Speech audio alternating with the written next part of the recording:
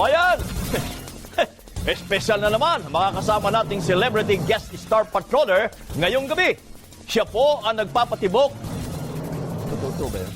sa puso ni Cardo sa FPJs ang probinsyano.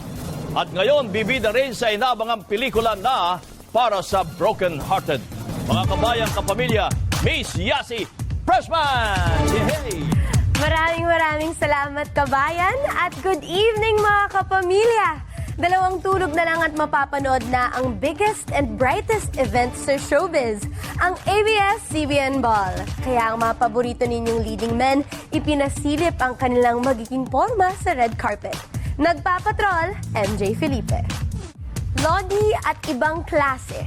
Ganyan ang tingin namin ng mga co-stars ko kay Coco Martin. Dahil sa malasakit niya sa mga bumubuo ng FPJs ang probinsyano.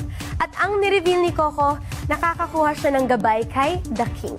Nagpapatrol, MJ Felipe. Yasing iti. Yan yung pelikula mo, yung Para sa mga Broken Hearted. Opo, para sa Nunorin namin ni David yan.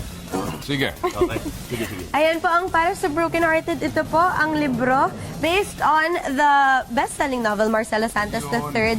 Ito po ang movie cover namin. Bale, 3 po siyang kwento, trilogy. 5 tao, 5 klaseng pag-ibig at 5 klaseng Puro heart. broken hawak mo pala hearted sa yun? libro ito. Broken O Hearted. sige, basahin ko lang yung ano, yung libro ha. Yasi, sagutin mo ako.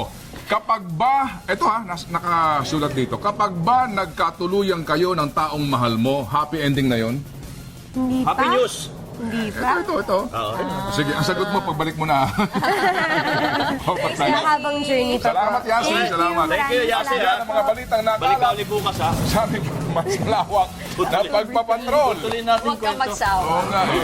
Kapamilya, eto na, 89 days na lamang Pasko na. Sa ating malasakit sa isa't isa, maihahatid natin ang pag-asa. Pero ano kami sa Maraming salamat at magandang gabi, bayan!